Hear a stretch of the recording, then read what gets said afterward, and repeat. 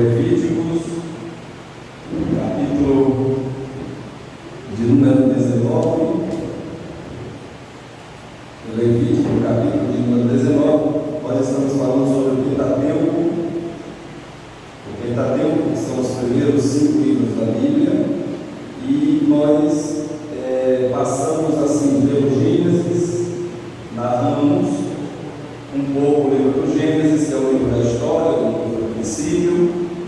Também narramos um pouco, fizemos um resumo. Na verdade, o que nós estamos fazendo aqui, estamos tratando do Pentateuco, e o que nós estamos fazendo aqui é dando uma visão panorâmica do livro. Isso em algumas Bíblias, como por exemplo a Bíblia Pentecostal, ela tem, no início de cada livro, ela tem uma visão panorâmica de todos os livros da Bíblia, todos.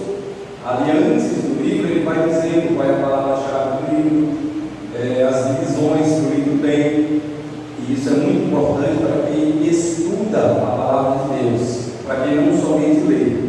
Para quem estuda, isso é importante, porque aquela visão panorâmica ela é muito importante. Então nós vamos falar sobre Levítico hoje, para nós tentarmos entender um pouco esse livro, e eu acredito que nós vamos aprender muita coisa em nome de Jesus. Capítulo 19 do livro do Levítico, a partir do versículo 1, vamos ler alguns versículos. Levítico, capítulo de número 19, fala sobre a repetição de diversas leis. Deus vai falar que ele já falou, desde o capítulo 1 até aqui, e no 19 ele vai repetir várias leis.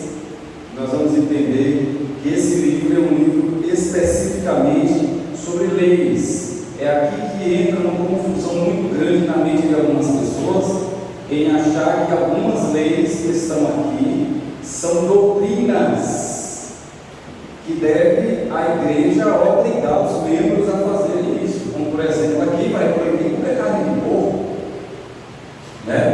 Então o líder que não tem uma exegese bíblica, que não tem conhecimento bíblico, ele vai dizer que é uma doutrina não comer carne de porco, vai proibir os membros da igreja de comer carne de porco.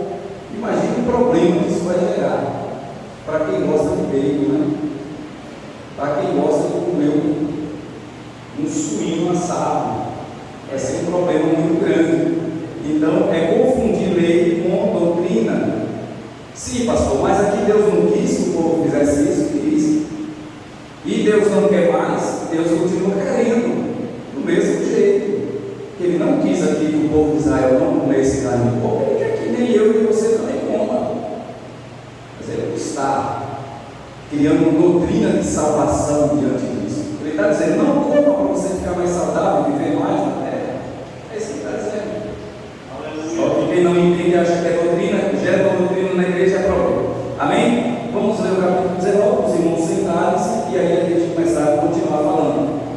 Capítulo 19 assim: disse o Senhor a Moisés: fala a toda a congregação dos filhos de Israel, e diz-lhe assim: santos sereis, porque eu, o Senhor vosso Deus, sou santo.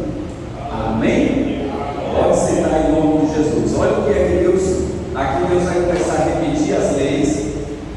E parece que até aqui, o povo de Israel, eles não estão entendendo por que tanta lei, tanta regra, tanta doutrina, A doutrina, A palavra doutrina, olha aqui para mim, por favor. A palavra doutrina, ela significa ensinamento.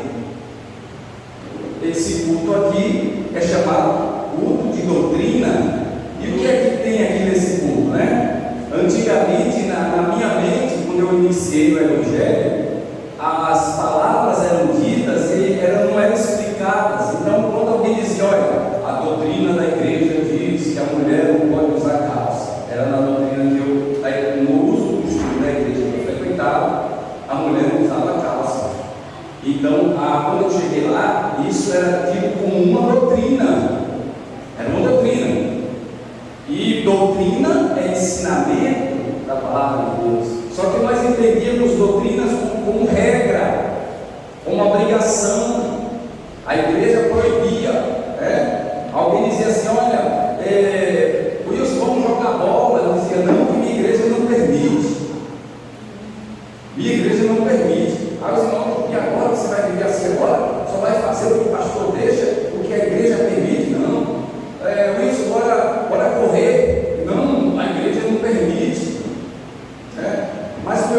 ele era um pastor muito sábio, e eu me converti num treino de atletismo. Eu fazia parte do atletismo. Um atleta daqui de Salvador foi para seu Bonfim para participar de uma corrida rústica lá, e ele fez um treino conosco. E ele era evangélico, era crente, pentecostal, canela de fogo, e corria maratonas com um shortinho, com a canela dessa figura. Eu disse: não estou entendendo mais nada, porque a igreja dele, os homens não podem andar nem de camiseta, mas ele corre de camiseta, corre de bermuda, de short. E quando eu me converti treinando no atletismo. E quando eu me converti, eu fui ao pastor da minha igreja e disse: pastor, e agora? A igreja aqui proíbe jogar bola. Ele: não joga bola, pode jogar bola. Então, mas eu me converti no meio do esporte, correndo. E agora? Eu posso correr ou não posso correr? E ele disse uma coisa para mim que até hoje eu guardo na minha memória. Ele disse: você está perguntando isso à pessoa errada. Você tem que perguntar a Deus, porque eu posso proibir, eu posso criar uma doutrina, eu posso criar um costume na igreja. E quando a gente cria um costume na igreja, que é usos e costumes, é com a intenção de criar uma cultura da igreja, uma pureza da igreja. Quando a igreja, ele explicou, quando a igreja ela educa as irmãs a não usarem uma calça, explicando ele, era pela forma de desenhar o corpo da mulher, etc, etc, e ele dizia isso. Então é o uso e costume. Aí explicava que aquilo era costume, e não lei, e não regra. Isso eu não posso proibir. A gente ensina. Quando o costume, existem igrejas que proíbem coisas, tem igrejas que mantêm coisas. E o que é que isso tem a ver com salvação? E o que é que isso tem a ver em ir morar no céu? Porque se nós vamos seguir uma regra, um uso e costume, com medo de sermos disciplinados, nós não estamos seguindo por amor, por obediência à palavra de Deus, mas porque alguém criou uma regra a nós. Aí você vai dizer: pastor, mas Deus criou regras aqui. Deus criou leis. Deus disse: olha, eu quero que vocês se vistam desta forma. Eu não aceito que se vistam dessa forma. Eu não aceito. Deus até proibiu cortes de cabelo do homem que fizesse um corte de cabelo redondo, o pé do cabelo fosse redondo. E quando eu era novo convertido, surgiu aí um problema, porque o pastor foi ler a Bíblia toda, resolveu ler a Bíblia toda, finalmente, resolveu começar a ler a Bíblia. E quando chegou em Levítico, quando chegou nas leis do costume, quando chegou nas leis, chegou na parte que diz que Deus disse: eu não quero que vocês cortem o pé do cabelo redondo. Ele chegou na igreja e proibiu os meninos, tudo ia não, quando ia cortar o cabelo ele dizia: faça quadrado. Pensa, porque a minha igreja proibiu fazer o pé do cabelo redondo, porque o redondo é mais bonitinho, né? É mais bonitinho. E ele proibiu, porque não fez a exegese certa, não fez a lição, e Deus estava. Mas Deus proibiu? Proibiu. E como é que a gente entende isso? Como é que Deus proibiu? A questão é: existia uma civilização próxima a Israel que eles cortavam o cabelo, não era o pé, na verdade eles raspavam a parte de baixo toda do cabelo e viravam um círculo redondo na cabeça, ficava só um pitumbo aqui. Aquilo era sacrificado ao demônio. Era uma espécie, era uma moda que eles fizeram, mas era uma espécie de ato, de culto a uma entidade. E de repente os jovens de Israel começaram a observar aqueles jovens, daqui a pouco estavam cortando o cabelo igual.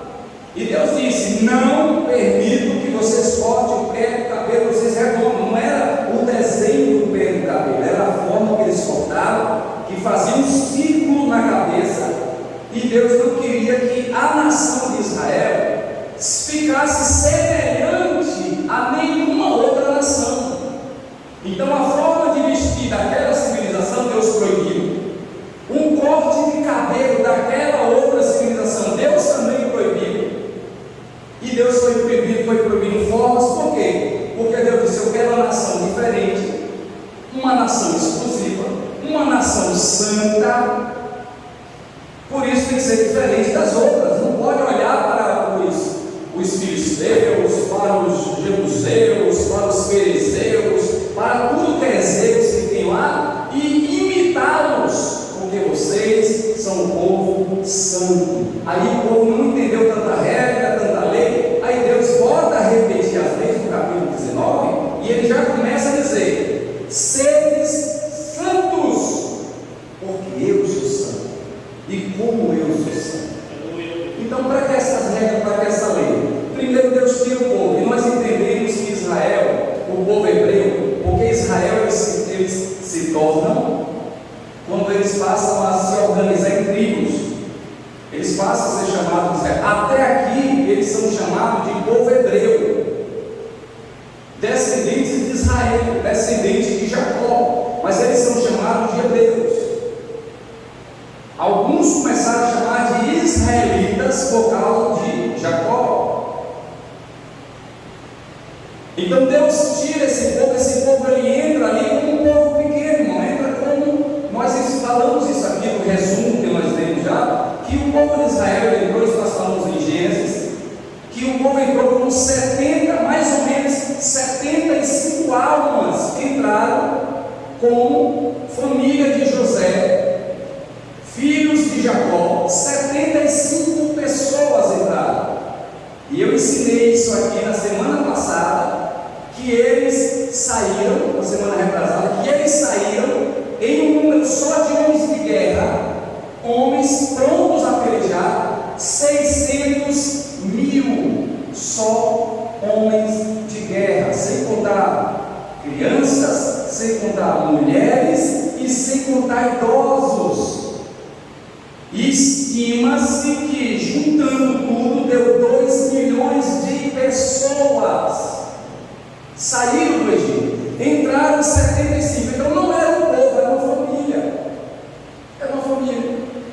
Só que essa família cresceu, se tornou um povo tão numeroso que o próprio faraó ele passa a temer, e ele fala claramente: esse povo descendente de Israel, esse povo que veio de José, eles são mais numerosos do que nós. Então nós entendemos na leitura bíblica que Faraó está dizendo que tinha mais hebreu, tinha mais israelita no Egito do que os próprios egípcios.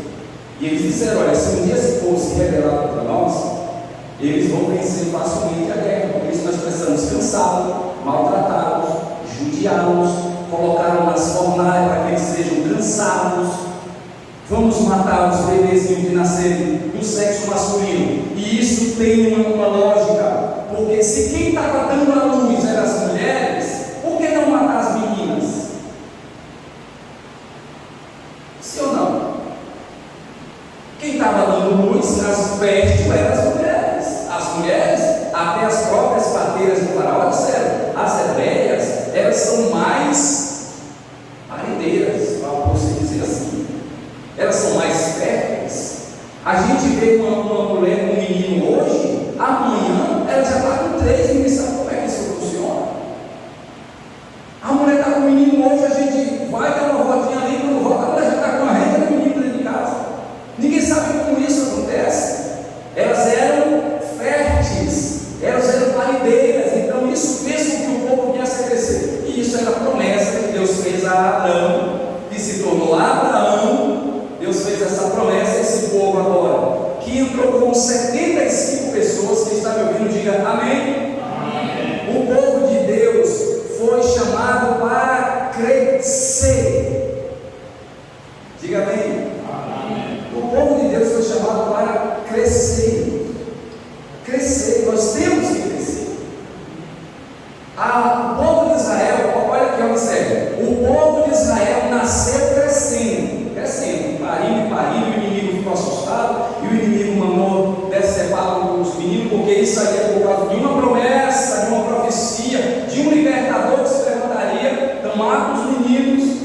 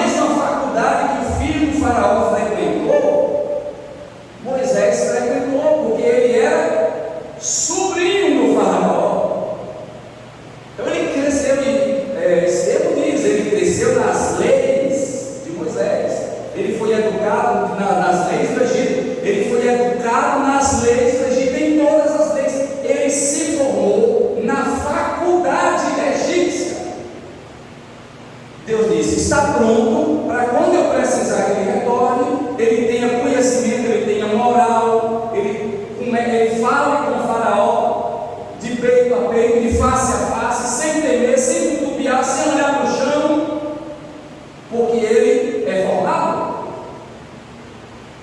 Só que Moisés não era formado em uma faculdade, a faculdade de Jeová. E para Faraó, para Moisés tratar com Faraó, Moisés tinha que ser formado na faculdade egípcia, na faculdade egípcia. Mas para tratar das coisas de Deus, Moisés tinha que ser formado na faculdade de Jeová. A faculdade para se tratar das coisas do Egito estava lá no Egito, mas a faculdade para se tratar das coisas de Deus estava lá no deserto. Ela é a escola do Senhor. Ali é a faculdade de Jeová, é no deserto, é nas dificuldades, é onde não tem água, é onde à noite o frio é abaixo de zero e de dia o calor é acima de 50 graus. É lá que Jeová coloca quem Ele quer colocar na frente do seu rebanho, na frente do seu povo. É na faculdade de Jeová, chamada deserto. E Deus leva ele para o deserto, forma ele 40 anos. E o interessante é que Deus primeiro, ele participa na faculdade do Egito 40 anos. São 40 anos. E Deus leva ele para a faculdade de Jeová, e são 40 anos também na faculdade de Jeová. Aí Deus diz: você está pronto, já está formado na faculdade secular, na faculdade do Egito, e você também é formado na minha faculdade. Agora você vai passar mais 40 anos colocando em prática tudo que você aprendeu.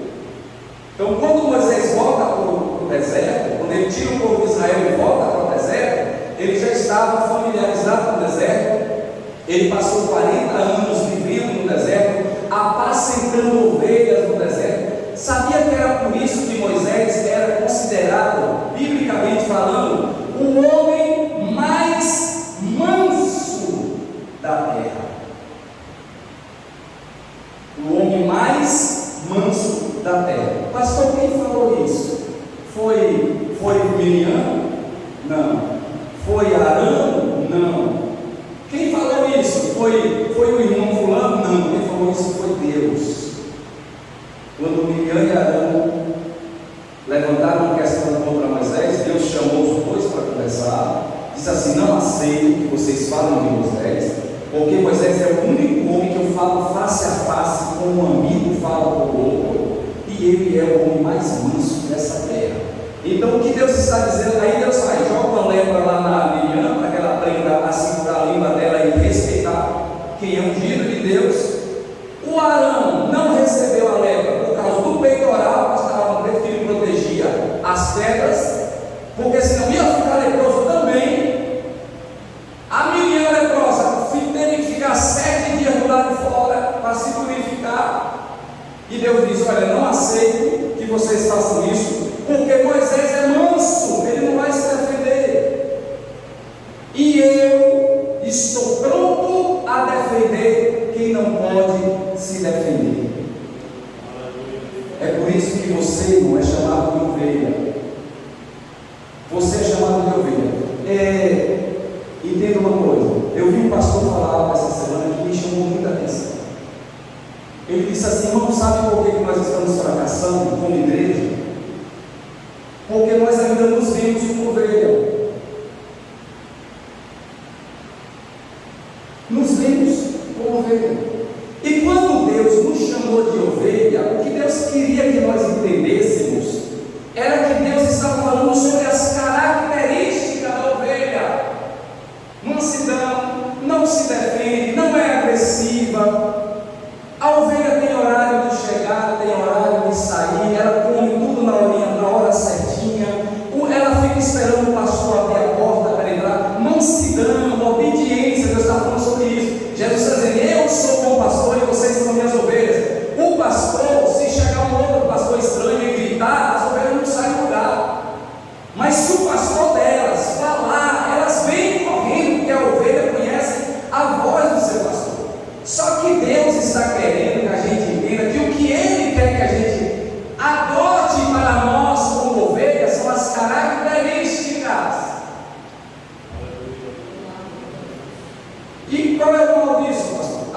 normal disso? Não, quando a gente se vê como ovelha na hora de ser obediente, na hora de obedecer nossos líderes, na hora de não sermos agressivos, na hora de não querermos nos defender com a nossa própria força, temos que ser ovelha. Mas a Bíblia disse também que aqueles que confiam no Senhor são águias. Você já viu o tamanho da unha de uma águia? Você já viu o tamanho da unha de uma águia? O perigo da igreja é não entender o simbolismo da Bíblia. E pastor, como é que eu sou águia? Eu devo ser águia na hora que o irmão me ofende, para eu dar uma sunhada nele? Não, na hora do problema do irmão você tem que ser ovelha. Você tem que ser águia quando você for fazer algo para Deus, quando você for renovar suas forças. Pega o exemplo da águia. A águia quando está velha, quando ela está ali, ela já não caça mais do jeito, porque as unhas estão tudo curvadas, as penas estão pesadas, o bico está todo cascudo. O que é que ela faz? Ela se entrega? Não, ela sobe num penhasco bem alto, ela começa a se bater o bico na perna até que caia. Ela pega aquela unha dela, começa a raspar nas pernas até que caia tudo. Ela fica sangrando, depois ela se joga no mar para que o sal cure, e ela sobe voando bem alto e dá um canto de vitória. Nós temos que ser águia na hora que o problema quiser nos atingir, na hora que a luta quiser nos parar, na hora que a unha estiver curvando, que o bico já estiver cansado de caçar, nós temos que ser águia. O problema é que a gente só se vê como ovelha. Eu sou ovelha, mas eu te chamei para ser sacerdote, para ser pastor, para ser líder, para ser... Olha, observe que quando Jesus está falando de evangelismo, ele não chama ninguém de ovelha. Chama ninguém de ovelha. Nós só temos que entender do que é que Jesus está falando aqui agora. Jesus está falando de obediência. Ele diz: eu sou pastor, vocês são as ovelhas. Amém. Então, quando for obediência, eu sou ovelha, isso. Pronto, Jesus está falando sobre evangelismo. Sabe como é que Jesus chama a gente? Ele diz: orem para que o dono da seara mande mais. Não ouvi. É porque nós somos ovelha ainda, mas vamos esquecer a ovelha e vamos mudar o simbolismo. Ele diz: orem para que o dono da seara mande mais ceifeiros. Por que a igreja não cresce? Porque a gente é ovelha só. A gente quer ficar. Aí é ovelha, e aquela ovelha que não quer crescer, que ainda quer viver no braço do pastor, tomando a mamadeirinha com leitinho. Né? A ovelhinha pequenininha, quando ela está desmamada, que a mãe abandonou, o pastor pega ela, bota no colinho, pega uma madeirinha e bota ela para mamar. A gente quer ser essa ovelhinha até Jesus voltar, né? Só que Jesus não quer isso. Jesus está dizendo assim: passou o tempo de vocês serem ovelhinhas tomando uma madeirinha. É hora de ser ceifeiros. O ceifeiro, ele vai para o campo para tentar buscar o que comer, não vai morrer de fome. Ah, pastor, eu gosto tanto de ser ovelha, mas seja na hora da luta, da dificuldade, da afronta, na hora de ouvir a voz do teu pastor, seja ovelha, mas na hora de tratar do crescimento da igreja, seja ceifeiro, seja ceifeiro. Glória a Deus. Eu tenho que deixar de ser ovelha, pastor, para ser ceifeiro? Não, seja uma ovelha ceifeira. O problema é que a gente, ele falou algo que me deixou impactado. Ele disse: não, vamos entender por que Jesus está nos chamando de ovelha. Em que contexto Jesus está falando? Contexto de obediência, de submissão, de não ser agressivo. Ele está chamando a gente de ovelha, dizendo: vocês precisam ser ovelhas aqui, nesse contexto.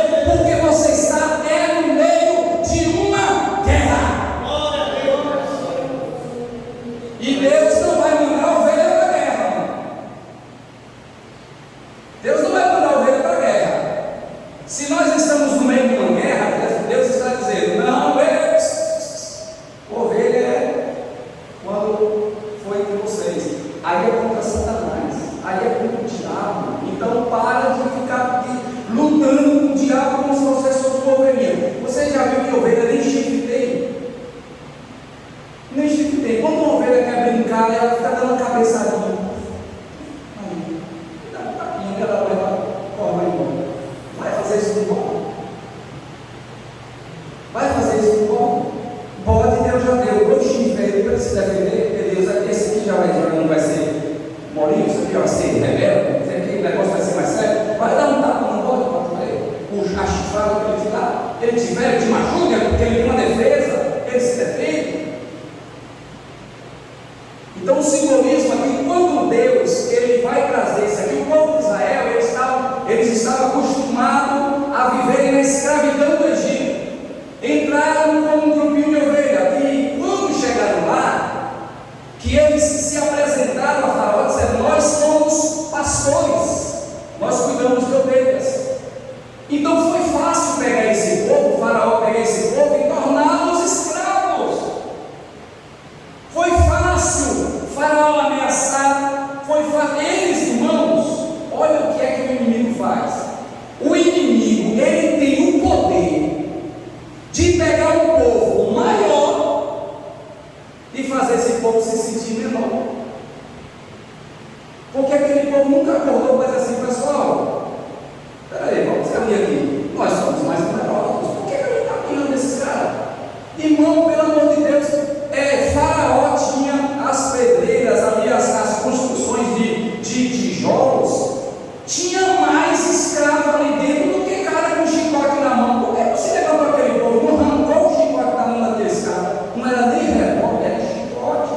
Dava para tomar, dava uma surra nele e dizer: amanhã venha para cá, não venha para a educação não, que amanhã você toma outra surra.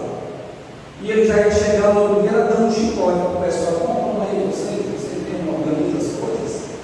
O povo mais numeroso, mas o inimigo criou uma ameaça que Satanás era assim.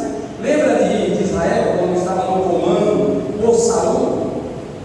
Lembra que os filisteus não tinham condição de vencer Israel? Não tinha. O exército de Israel era mais poderoso, era mais forte e tinha Deus no seu comando. Como os filisteus não tinham condição, olha aqui para mim, porque o diabo sabe que mais são os que estão com você do que os que estão com ele. O diabo sabe disso. Mas o diabo também sabe uma coisa: que você se treme de medo de uma ameaça. Lembra de Elias?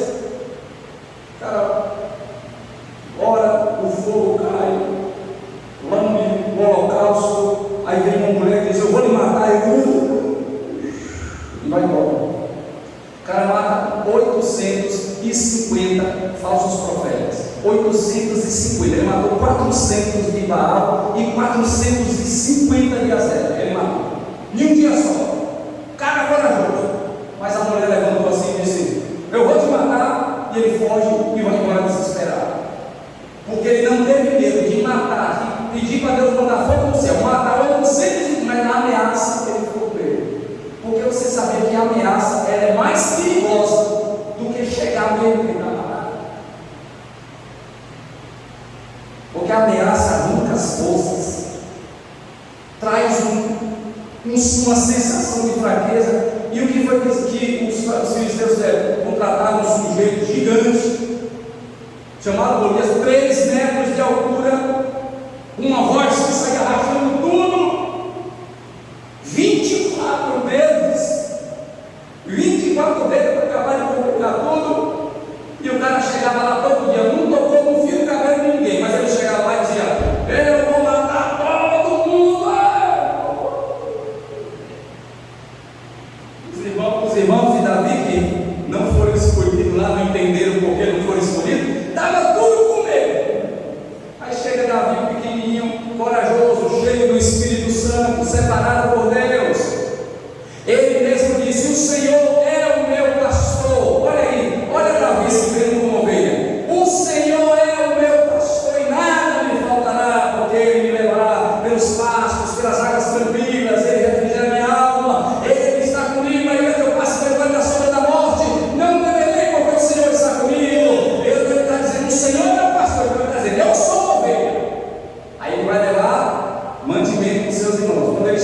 ele se depara? Um mensageiro de Satanás gritando: eu vou acabar com vocês. Ele disse: eu já não sou mais ovelha, agora sou um guerreiro. Agora eu sou um guerreiro e vou matar esse incircunciso aí. Aí, como você vai matar? Vou matar. Então vem aqui, vão as armaduras de Saul, a espada de Saul, o escudo, e o coitado tropeça daqui, tropeça lá e diz: não, eu sou formado no exército de Jeová. Esse exército, as armas são diferentes, eu vou lá e vencer e vou derrubá-lo. Mas você não é ovelha? Não, eu sou ovelha quando eu quero ouvir a voz do meu pastor. Eu sou ovelha quando eu quero obedecer os meus líderes. Mas agora, diante de Satanás, eu sou soldado do reino de Deus e vou matar aquele inimigo ali. Uma ovelha não faria isso. Tem que ser um soldado, muito bravo. E disse para abençoar, mas minha arma está aqui, quando puxa o fundo de uma pedra. Ele disse: uma pedra? Não, eu peguei mais 5, está aqui guardado. Mas eu acho que eu só vou precisar dessa daqui. Eu só peguei 5 porque eu acredito que o nome dele será maravilhoso, conselheiro, Deus forte, Pai da eternidade e príncipe da paz. Eu vou jogar só a pedra que corresponde ao nome Deus forte. Essa aí é suficiente, já vai derrubar ele, já vai lançar por terra. Eu acho que Davi olhou assim e disse: qual que eu jogo? Maravilhoso, conselheiro, Deus forte, Pai, Deus forte. Mas essa aqui vai derrubar qualquer gigante. Ele pega a pedra, joga, e quem é que vai derrubar o gigante? O Deus forte, não, Davi. Então o que foi que Faraó fez? Ele ameaçou, ele fez com que um povo numeroso se sentisse um povo fraco, ele castigou, ele oprimiu, e esse povo agora, irmão, ele está saindo doente. Olha para mim aqui, está saindo doente, esse povo está saindo contaminado com a sua mente, com a quantidade de deuses que está ali. Então é claro que Deus ele vai tirar esse povo, e Deus vai criar leis e regras, e essas leis Deus organizou elas de forma que Deus veio restaurando esse povo. Então eles não estão entendendo por que Deus está mandando tantas leis, por que tanta obrigação, por que tanta coisa, por que tanta diferença, por que tem que mudar tudo? Porque na verdade Deus estava fazendo uma purificação no povo. Esse povo ele entrou no Egito como uma família e agora está saindo como uma nação. Então uma nação precisa de um líder, uma nação precisa de leis, precisa de regras, precisa de punições para que cometa algum tipo de delito, para que não haja desordem. Esse povo precisa de leis de saúde para que não haja uma epidemia, uma doença que contamine todo mundo e mate todo mundo de uma vez só. Imagine aí 2 milhões de pessoas andando no deserto, sem saneamento básico, sem posto de saúde, sem vacina. Se Deus não cria as leis de saúde, o povo de Israel não aguentava nem 4 anos, imagine 40. Então as leis vieram para que Deus mantivesse essa multidão no deserto, sem que fosse erradicado pelas doenças. Quem está me ouvindo, diga amém. Amém. Então Deus cria a lei. Então como é que o livro de Levítico está organizado? O livro de Levítico, se a gente for estudar, eu estou dando uma visão panorâmica. Olha aqui para mim, eu já vi várias pessoas começarem a ler a Bíblia e dizer: pastor, vou ler a Bíblia toda. E eles, sabe onde é que eles param? Eles param em Levítico. Eles não passam em Levítico. Alguém aqui não precisa levantar a mão, não precisa não. Alguém aqui já leu o livro de Levítico todo? Pastor, já li o livro de Levítico todo, já li 2 vezes. Olha que gostoso esse livro. Olha que maravilhoso esse livro. É muito bom demais esse livro. É bom, é ótimo. Porque quando a gente lê Gênesis, a gente se empolga, né? O princípio que eu dei os céus e terra, vem Abraão, e vem já Enoque sendo arrebatado, coisa linda. Enoque sendo arrebatado, vem dilúvio, depois vem restauração, e vem Noé, e a arca, e vem tudo, e aquela história, a coisa começa, né? Daqui a pouco o povo de Israel, e vem José é vendido, vai para o Egito, é escravo, é governador, o povo sai, de repente é Levítico. Aí quando você está tão empolgado, chega em Levítico. Leia a cerimônia, leia o levirado, leia o seu livro. evangelização. Lei da lepra, lei de tudo.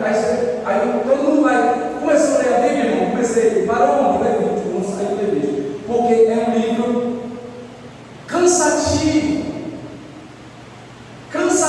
E por não passar por ele, não há mais coragem nem de continuar. Por isso que o Pentateuco é um livro que nós não devemos jamais olhar para ele como 5 livros, mas nós temos que olhar para ele como um conjunto que sem o Levítico a gente não vai compreender o que Deus fez. Porque quando você entende o Levítico, você vai perceber que o que Deus está fazendo aqui é criando uma nação.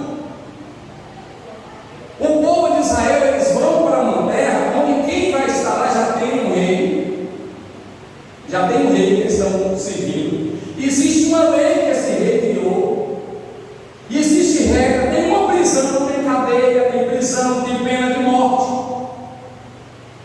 Para onde o povo de Israel está indo, para a terra de Canaã, as civilizações eram todas organizadas. Como é que Israel vai chegar todo desorganizado? Vai se tornar escravo de novo. Vai ser fácil dominar de novo.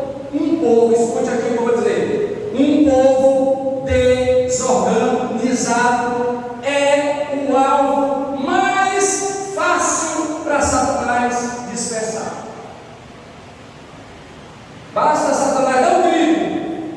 Ninguém sabe quem é que manda, ninguém sabe quem governa, ninguém sabe quem manda, quem é. Depois desse é quem? Aí ninguém manda ninguém, não tem lei, não tem regra, não tem hierarquia, não tem obediência, que ela disse, é isso que eu gosto. Porque quando ninguém manda, todo mundo manda. Quando não tem regra, todo mundo pode fazer regra. Quando não tem costume, todo mundo cria o seu. Por que a teologia, irmão, ela veio educando, ela veio ensinando, ela veio hoje, para eu pregar sobre escatologia, e eu lançar um vídeo sobre escatologia na internet, mas eu preciso entender escatologia. Porque se eu falar besteira e eu lançar isso lá, vai chover gente dizendo, isso aí não tem nada a ver. De que linha teológica saiu a ideia desse pastor? Esse pastor tirou essa ideia de que linha teológica, porque existem regras, existem leis até dentro que nós temos que aprender. Ah, pastor, eu não gosto de teologia, porque a teologia é a letra que mata. Não é, nunca é. Depois que a teologia se organizou, depois que se criou regras de interpretação bíblica, acabou. Cadê? Nunca mais surgiu uma grande seita por aí. Nunca mais. Porque todas as heresias que estão sendo lançadas hoje, seja na internet, na televisão, no rádio, todas as heresias que estão sendo lançadas estão sendo combatidas imediatamente. Eu vejo diariamente vídeos de heresias que foram pregadas no altar e doutores da lei dizendo, olha, isso aqui está fora, porque existem regras para se pregar. Eu não posso subir nesse altar aqui e começar a ensinar aquilo que está na minha mente, simplesmente. E vocês jamais devem aceitar que eu suba aqui e ensine coisas aleatórias sem ter base teoria teológica bíblica. Aí vocês vão me obrigar, me organizar a estudar, a passar o que é correto, porque senão serei reprovado. Então o povo de Israel, eles tinham que se organizar para quando chegar nas outras nações, as outras nações respeitarem eles como nação. Então Deus deu o primeiro poder. Eu estou finalizando. Deus deu a eles primeiro poder. Primeiro Deus veio na frente, fazendo milagres, devastando, abrindo caminho, abrindo o vermelho, parou o Rio Jordão, derrubou muralha, fez água salgada ficar doce, fez um monte de milagres, fez a rocha verter água, fez aparecer leite e mel no deserto, fez tudo surgir. E o povo disse: esse povo não está todo. Esse povo não está todo, esse povo serve um Deus poderoso. Não foi assim quando chegou em Jericó? Não foi assim que Raabe disse: temos ouvido a fama do teu Deus, o que ele fez com as outras nações, e está vindo para cá, sabemos o que ele vai fazer com essa nação, então pouca luz quando ele chegar. Olha o medo dela.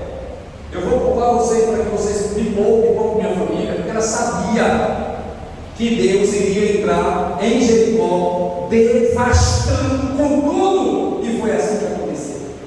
Deus deixou Raabe, deixou sua família, porque ela foi a favor do povo de Deus. Então Deus primeiro deu poder, segundo Deus deu organização. Está parecendo até a igreja primitiva, não?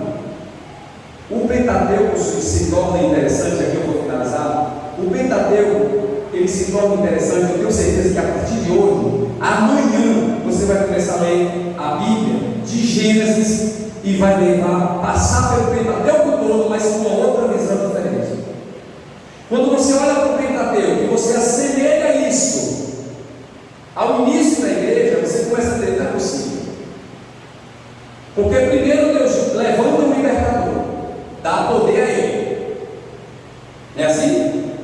Esse libertador tem poder e entra no Egito, tira as almas do Egito, traz para o deserto. Quando chega no deserto, esse libertador cria regras e leis para educar e ensinar esse povo, tornar esse povo sábio e conhecido. Quando Deus dá esse conhecimento a esse povo, que prepara, que estrutura eles, Deus faz desse, aí Deus dá o crescimento a esse povo.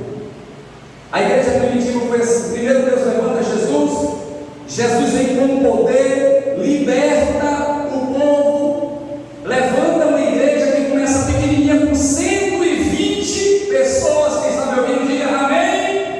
Amém. 120 pessoas. Jesus, como libertador, diz assim: não saiam de Jerusalém até que do alto vocês sejam revestidos de poder. Aleluia. E virá sobre vocês o Espírito Santo, e vocês falarão em novas línguas, pisarão em serpente, pegarão em escorpião, se beberem alguma coisa mortífera não vos causará dano, e terão toda a autoridade sobre toda a força do inimigo, e nada, absolutamente nada vos fará dano nenhum, porque em meu nome vocês expulsarão os demônios, curarão os enfermos, vocês terão todo o poder aqui, porque eu vos dei essa autoridade. A igreja recebe esse poder e vem a igreja com poder. E vem Pedro, o primeiro pastor da igreja, quando ele sai para fazer o evangelismo, que ele diz: olha, Deus me deu poder, e agora vocês serão curados. Aí o pessoal diz: oh, vem aqui colocar a mão na minha cabeça, pastor. Não, eu não vou colocar a mão, eu vou passar, e a minha sombra vai repetir vocês serão curados. E o pastor passa, a sombra do pastor toca nas pessoas, e eles são curados. Poder, poder, e com esse poder a igreja cresce. No primeiro culto, na primeira mensagem do pastor Pedro, a igreja cresce de 120 pessoas para quase 3.000 pessoas. E não precisou apelo, porque quando Pedro terminou a mensagem, ele virou as costas do povo: e o que é que nós devemos fazer para ser salvos? Ele disse: vocês devem crer em Jesus Cristo e serem batizados em nome de Jesus. E aí a igreja recebe poder. Mas quando a igreja recebe poder, Deus ele dá esse poder para que haja temor, para que haja explosão do crescimento. Lembra de Ananias e Safira? Lembra do terreno que Ananias vendeu e escondeu metade e foi levar para Pedro? Quando chegou lá mentindo, morreram os dois. Foi um sinal de poder para que houvesse temor. Será que hoje não tem pessoas que mentem no seu pastor?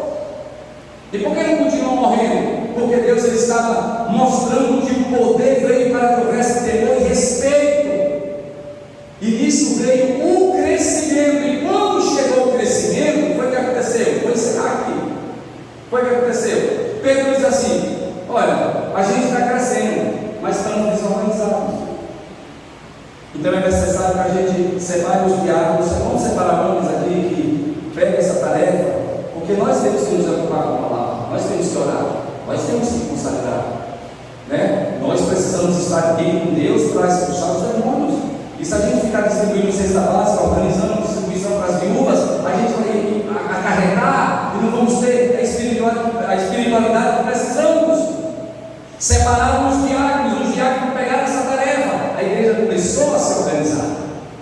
Começou? Ô pastor Pedro, eu preciso de uma cesta. Os diáconos ali, eu separei que eles vão me ali, estão tudo cheio de Deus, ó. Mas eles precisam cesta básica da senhora. Nós aqui é a palavra de Deus. Nós estamos aqui ocupados com conhecimento em educar a igreja, em estruturar a igreja, abrir mais igreja, levantar e crescer. Os diáconos estão ali para servir vocês à mesa. E depois lá na frente diz: é necessário que se levante presbíteros, bispos, é necessário que se levante e vamos organizar a igreja, começou a organizar. E em Atos capítulo 1, versículo 47 vai dizer que Deus se agradou tanto dessa organização que o próprio Deus dava a eles o crescimento. E eles foram crescendo. Eles cresceram. Porque eles entenderam uma coisa: eu tenho que ser ovelha, mas quando eu for olhar para a igreja, querendo que essa igreja cresça, eu não vou deixar de ser ovelha, mas eu vou tomar a posição de ser ovelha. Vou tomar a posição de quem ganha alma. Ah, pastor, mas Deus chamou para ganhar alma, foi os pastores. E quem disse a você que aqui? Aí o pastor falou uma coisa que me deixou impactado mais ainda. Ele disse: a igreja precisa acordar e entender que aqui não é uma reunião de ovelhas. A igreja, ela não é um aprisco de ovelhas, é uma reunião de pastores. Não, pastor, não é isso não, porque nós somos ovelhas. Somos, mas olha o que Pedro falou: vós sois o sacerdócio santo, a nação eleita e o povo adquirido por Deus. Não chamou ninguém de ovelha ali. Vós sois o sacerdócio santo. O que é sacerdócio? Cada um precisa tomar a posição diante de Deus de um sacerdote,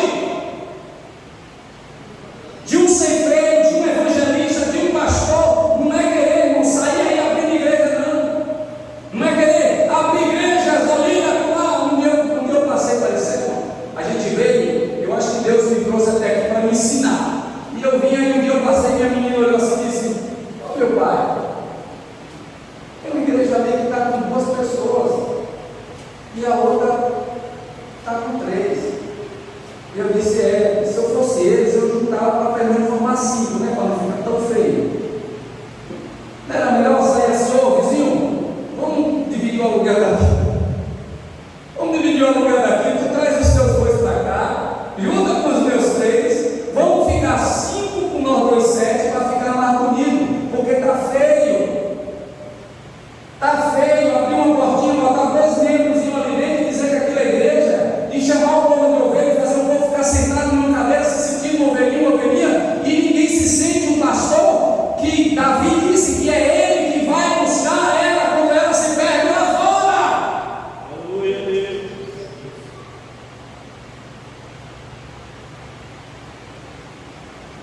Aí Deus tira um povo do Egito, o povo fica lá fora, todos se sentindo escravos, e diz: vocês são uma nação santa, eleita, comprada, adquirida. Eu tenho aqui no meio, tenho sacerdotes, tenho soldados, tenho cantores, tenho tudo no meio do meu povo, não preciso de nada.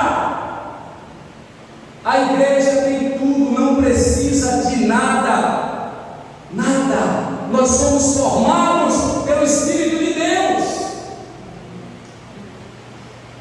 Quer crescer? Para de se olhar apenas como ovelha e assume o papel de ceifreiro, de guerreiro, de sacerdote, de líder, de pastor. Glória a Deus. Eu estava conversando com a Beth, e as minhas filhas não podem vir para a escola bíblica, porque a nossa comissão, ela é muito ligada, a gente está aqui todos os dias. Elas não participam de escola bíblica, elas não participam de culto doutrina de vez em quando, então minhas filhas estão sem ensinamento da palavra. Estão sem ensinamento da palavra, e isso não é bom. Para jovem adolescente, não é bom, isso é terrível. Isso aí é o prato feito para Satanás. Eu me reuni com minha esposa, dizendo: não, nós vamos para a escola bíblica delas aqui. Quinta-feira, escola bíblica. Todo dia de noite tem escola bíblica para minhas 2 meninas. Só que elas chamaram os 2 vizinhos, Daniel e Mateus. Estão lá. Todo dia quando eu passo de carro, pastor,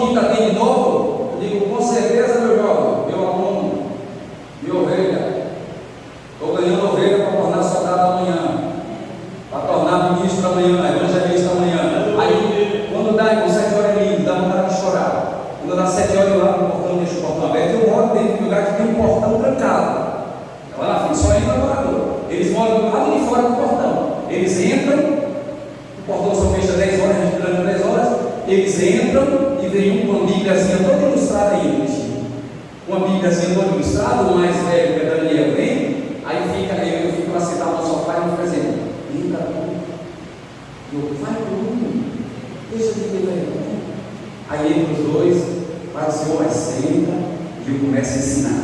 O primeiro estudo que eu dei, um olhou para o outro assim e disse, eu gostei, e se gostou, volta, traz o pai, traz a mãe. Sabe o que aconteceu no segundo dia? Trouxeram a mãe.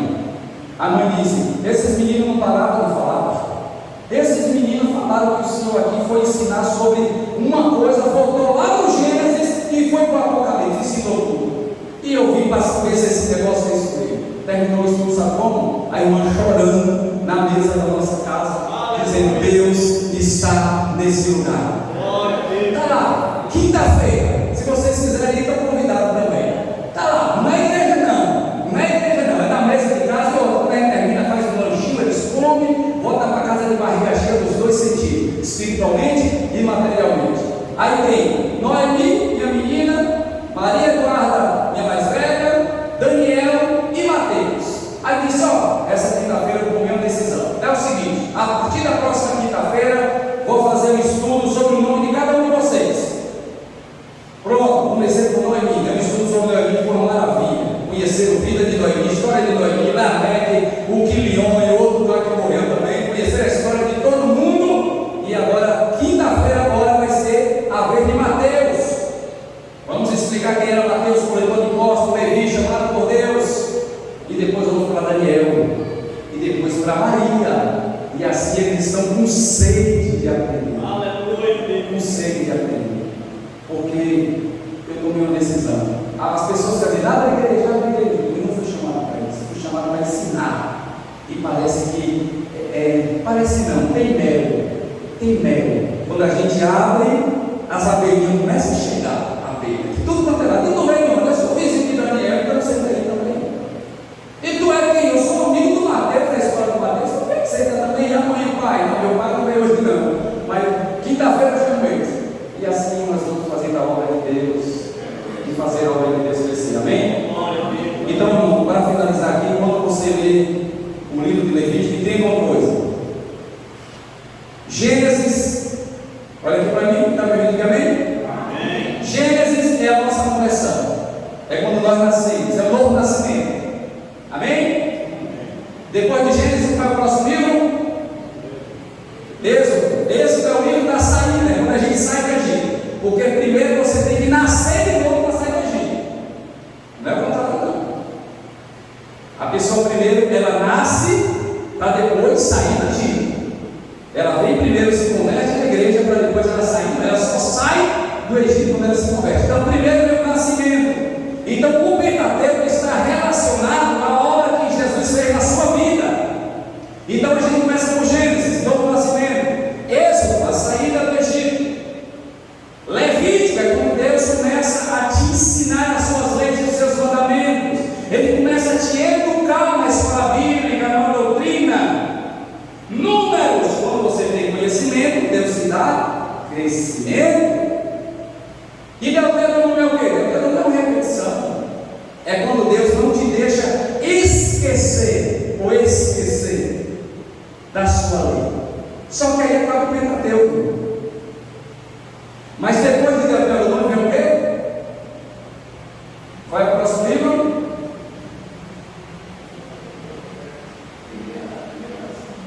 Depois de Deuteronômio, oi?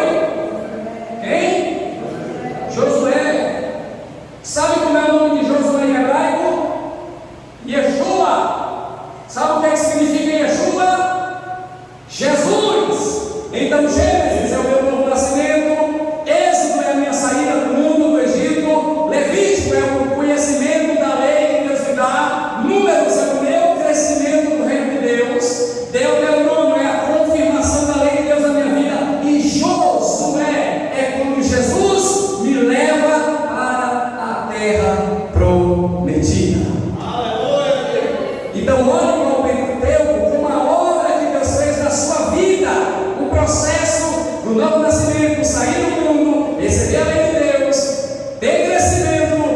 tem confirmação da lei de Deus e entrar na terra prometida.